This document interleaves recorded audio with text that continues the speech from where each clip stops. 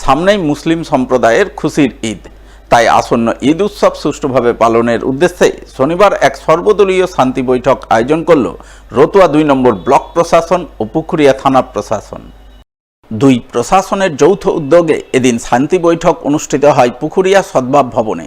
উপস্থিত ছিলেন রতুয়া ২ নম্বর ব্লকের BDO Shekhar Sherpa, joint BDO Kalyan Ashis, Pukhuria থানার ওসি বাপন দাস সহ আরও অনেকেই। এদিনের শান্তি বৈঠকে রতুয়া ২ নম্বর ব্লকের সমস্ত অঞ্চলের প্রধান ও বিভিন্ন ঈদগাহ কমিটির সদস্যরা অংশগ্রহণ করেন।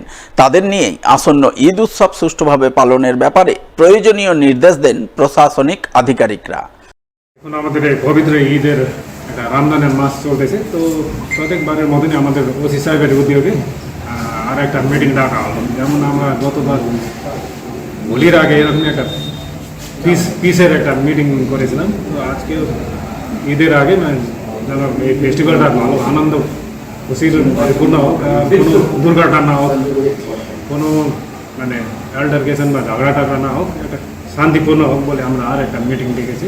যেহেতু এখন রমজানের মাস চলতেছে, তো মসজিদে যখনই নামাজ পড়ায়, নামাজের পরে একটা ছোট একটা অ্যাডভাইস মতো নিয়ে একটা যারা সিনিয়র আছে ওনারা এই ইয়ং ছেলেদেরকে এটা দেওয়া হোক বলে আমরা এটা রিকোয়েস্ট করেছি।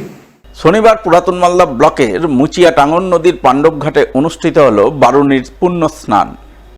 এই উপলক্ষে শনিবার থেকেই শুরু হলো ৪ দিনব্যাপী বাউল গান ও সাধু মেলা, যাকে কেন্দ্র করে শনিবার সকাল থেকেই দূর দূরান্ত থেকে অসংখ্য ভক্ত মুচিয়া পাণ্ডবঘাটে ভিড় জমান। তারা টাঙ্গন নদীতে পূর্ণ স্নান সেরে বারুণীর পুজো পাঠ দেন, ভক্তিভাবে মাতোয়ারা হন। এই উপলক্ষে আনন্দ মুখরিত হয়ে ওঠে গোটা মুচিয়া এলাকা। বারোয়ানির চান আজকে চান উপলক্ষে প্রসাদ বিতরণ হচ্ছে।